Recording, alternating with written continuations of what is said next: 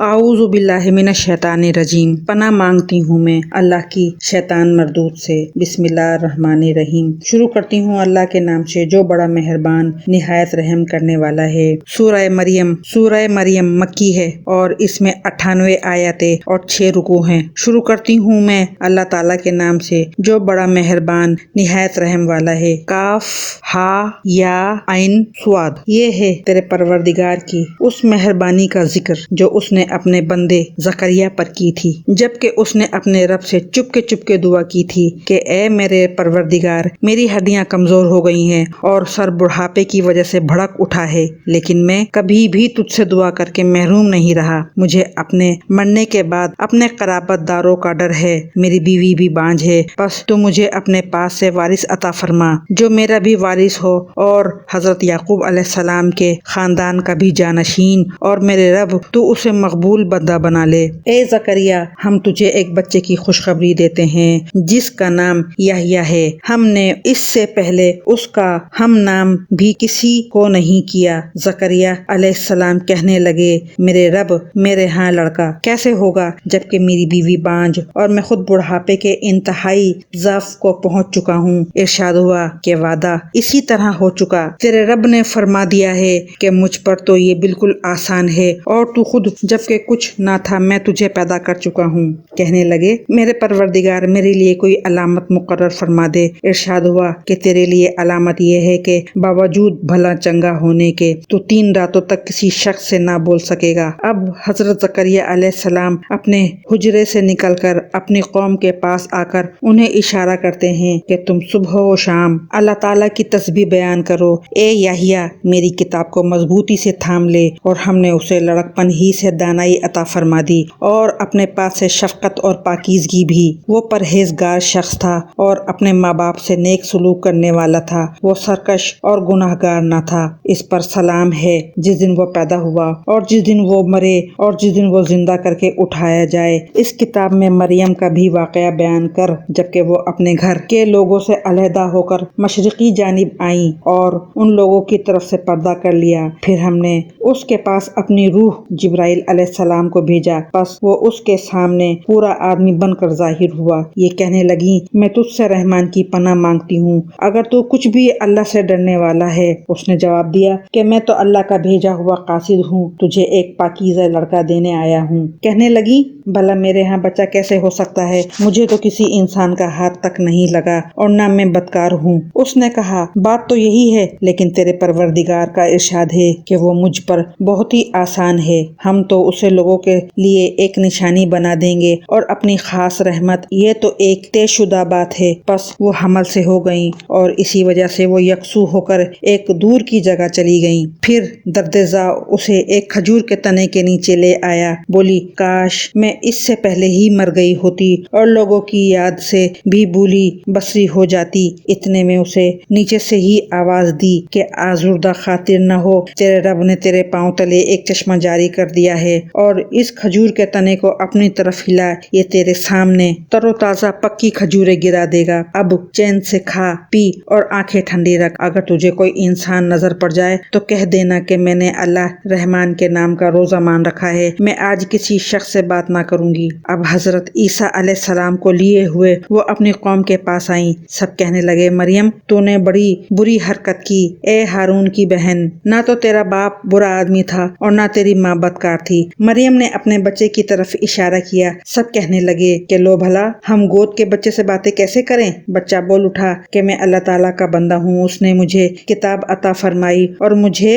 اپنا پیغمبر بنایا، اور اس نے مجھے بابرکت کیا ہے جہاں بھی میں ہوں، اور اس نے مجھے نماز اور زکوٰۃ کا حکم دیا ہے جب تک بھی میں زندہ رہوں، اور اس نے مجھے اپنی والدہ کا خدمت گزار بنایا ہے اور مجھے سرکش اور بدبخت نہیں کیا، اور مجھ پر میری پیدائش کے دن اور میری موت کے دن اور جس دن کے میں دوبارہ زندہ کھڑا کیا جاؤں گا سلام ہی سلام ہے۔ یہ ہے صحیح واقعہ عیسیٰ بن مریم علیہ السلام کا، یہی ہے وہ حق بات جس میں لوگ شک و شبہ میں مبتلا ہیں۔ اللہ تعالیٰ کے لیے اولاد کا ہونا لائق نہیں، وہ تو بالکل پاک ذات ہے، وہ تو جب کسی کام کے سر انجام دینے کا ارادہ کرتا ہے تو اسے کہہ دیتا ہے کہ ہو جا، وہ اسی وقت ہو جاتا ہے۔ میرا اور تم سب کا پروردگار صرف اللہ تعالیٰ ہی ہے، تم سب اسی کی عبادت کرو، یہی سیدھی راہ ہے۔ پھر یہ فرقے آپس میں اختلاف کرنے لگے۔ پس کافروں کے لیے ویل ہے ایک بڑے سخت دن کی حاضری سے، کیا خوب دیکھنے سننے والے ہوں گے اس دن جبکہ ہمارے سامنے حاضر ہوں گے، لیکن آج تو یہ ظالم لوگ سری گمراہی میں پڑے ہوئے ہیں۔ تو انہیں اس رنج و افسوس کے دن کا ڈر سنا دے جبکہ کام انجام کو پہنچا دیا جائے گا اور یہ لوگ غفلت اور بے ایمانی میں ہی رہ جائیں گے۔ خود زمین کے اور تمام زمین والوں کے وارث ہم ہی ہوں گے اور سب لوگ ہماری ہی طرف لوٹا کر لائے جائیں گے۔ اس کتاب میں حضرت ابراہیم علیہ السلام کا قصہ بیان کر بے شک وہ بڑی سچائی والے پیغمبر تھے، جبکہ انہوں نے اپنے باپ سے کہا کہ ابا جان، آپ ان کی پوجا پاٹ کیوں کر رہے ہیں جو نہ سنیں نہ دیکھیں نہ آپ کو کچھ بھی فائدہ پہنچا سکیں؟ میرے مہربان باپ، آپ دیکھیے میرے پاس وہ علم آیا ہے جو آپ کے پاس آیا ہی نہیں، تو آپ میری ہی مانیں،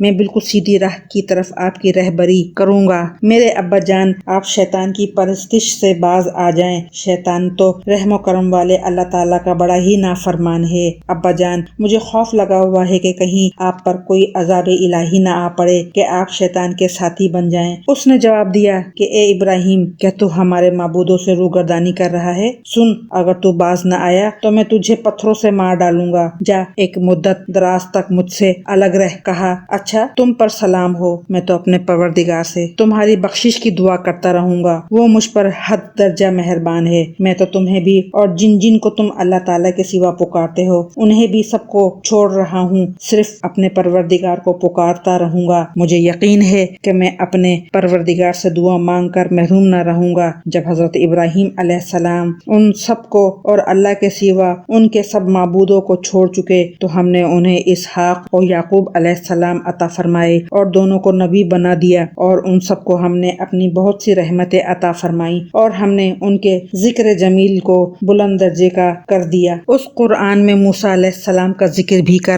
جو چنا ہوا اور رسول اور نبی تھا۔ ہم نے اسے طور کی دائیں جانب سے ندا کی اور راز گوئی کرتے ہوئے اسے قریب کر لیا اور اپنی خاص مہربانی سے اس کے بھائی کو نبی بنا کر عطا فرمایا۔ اس کتاب میں اسماعیل علیہ السلام کا واقعہ بھی بیان کر وہ بڑا ہی وعدے کا سچا تھا اور تھا بھی رسول اور نبی۔ وہ اپنے گھر والوں کو برابر نماز اور زکوٰۃ کا حکم دیتا تھا اور تھا بھی اپنے پروردگار کی بارگاہ میں پسندیدہ اور مقبول۔ اور اس کتاب میں ادریس علیہ السلام کا بھی ذکر کر وہ بھی نیک کردار پیغمبر تھا، ہم نے اسے بلند مقام پر اٹھا لیا۔ یہی وہ انبیاء ہیں جن پر اللہ تعالیٰ نے فضل و کرم کیا، جو اولاد آدم میں سے ہیں اور ان لوگوں کی نسل سے ہیں جنہیں ہم نے حضرت نوح علیہ السلام کے ساتھ کشتی میں چڑھا لیا تھا، اور اولاد ابراہیم و یعقوب سے، اور ہماری طرف سے راہ یافتہ اور ہمارے پسندیدہ لوگوں میں سے ان کے سامنے جب اللہ رحمان کی آیاتوں کی تلاوت کی جاتی تھی یہ سجدہ کرتے اور روتے گر گڑاتے گر پڑتے تھے۔ پھر ان کے بعد ایسے ناخلف پیدا ہوئے کہ انہوں نے نماز ضائع کر دی اور نفسانی خواہشوں کے پیچھے پڑ گئے، سو ان کا نقصان ان کے آگے آئے گا، بجز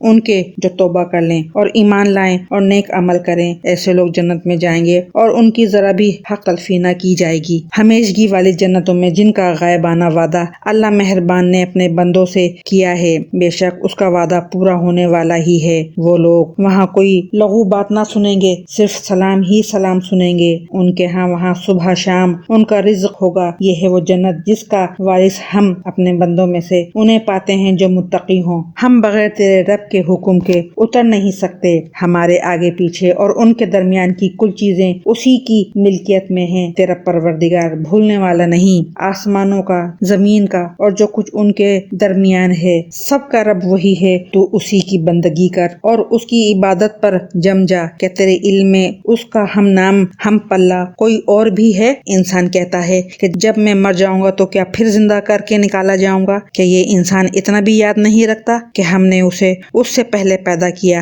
حالانکہ وہ کچھ بھی نہ تھا۔ تیرے پروردگار کی قسم، ہم انہیں اور شیطانوں کو جمع کر کے ضرور جہنم کے ارد گرد گھٹنوں کے بل گرے ہوئے حاضر کر دیں گے۔ ہم پھر ہر گروہ سے انہیں الگ نکال کھڑا کریں گے جو اللہ رحمان سے بہت اکڑے پھرتے تھے، پھر ہم انہیں بھی خوب جانتے ہیں جو جہنم کے داخلے کے زیادہ سزاوار ہیں۔ تم میں سے ہر ایک وہاں ضرور وارد ہونے والا ہے، یہ تیرے پروردگار کے ذمے قطعی فیصل شدہ امر ہے۔ پھر ہم پرہیزگاروں کو تو بچا لیں گے اور نافرمانوں کو اسی میں گھٹنوں کے بل گرا ہوا چھوڑ دیں گے۔ جب ان کے سامنے ہماری روشن آیات تلاوت کی جاتی ہیں تو کافر مسلمانوں سے کہتے ہیں بتاؤ ہم تم دونوں جماعتوں میں سے کس کا مرتبہ زیادہ ہے اور کس کی مجلس شاندار ہے؟ ہم تو ان سے پہلے بہت سی جماعتوں کو غارت کر چکے ہیں جو ساز و سامان اور نام و نمود میں ان سے بڑھ چڑھ کر تھیں۔ کہہ دیجئے جو گمراہی میں ہوتا ہے اللہ رحمان اس کو خوب لمبی مہلت دیتا ہے یہاں تک کہ وہ ان چیزوں کو دیکھ لیں جن کا وعدہ کیے جاتے ہیں، یعنی عذاب یا قیامت کو۔ اس وقت ان کو صحیح طور پر معلوم ہو جائے گا کہ کون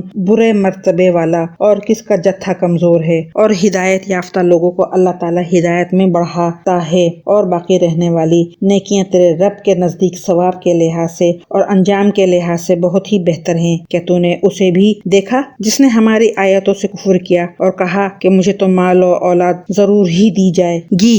کیا وہ غیب پر مطلع ہے یا اللہ کا کوئی وعدہ لے چکا ہے؟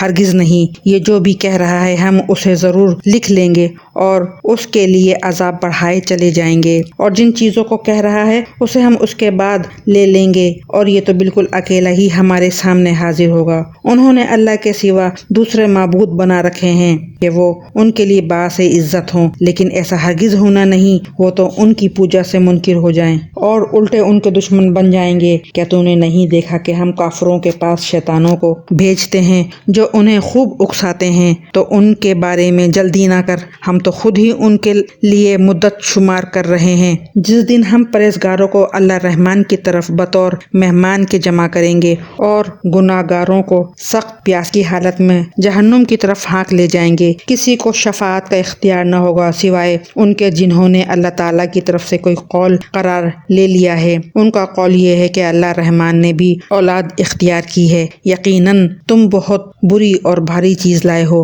قریب ہے کہ اس قول کی وجہ سے آسمان پھٹ جائے اور زمین شق ہو جائے اور پہاڑ ریزے ریزے ہو جائیں کہ وہ رحمان کی اولاد ثابت کرنے بیٹھیں۔ شان رحمان کے لائق نہیں کہ وہ اولاد رکھے۔ آسمان و زمین میں جو بھی ہیں سب کے سب اللہ کے غلام بن کر ہی آنے والے ہیں۔ ان سب کو اس نے گھیر رکھا ہے اور سب کو پوری طرح گن بھی رکھا ہے۔ یہ سارے کے سارے قیامت کے دن اکیلے اس کے پاس حاضر ہونے والے ہیں۔ بے شک جو ایمان لائے ہیں اور جنہوں نے شائستہ اعمال کیے ہیں ان کے لیے اللہ رحمان محبت پیدا کر دے گا۔ ہم نے اس قرآن کو تیری زبان میں بہت ہی آسان کر دیا ہے کہ تو اس کے ذریعے سے پرہیزگاروں کو خوشخبری دے اور جھگڑالو لوگوں کو ڈرا دے۔ ہم نے ان سے پہلے بہت سی جماعتیں تباہ کر دی ہیں، کیا ان میں سے ایک کی بھی آہٹ تو پاتا ہے یا ان کی آواز کی بھنک بھی تیرے کان میں پڑتی ہے؟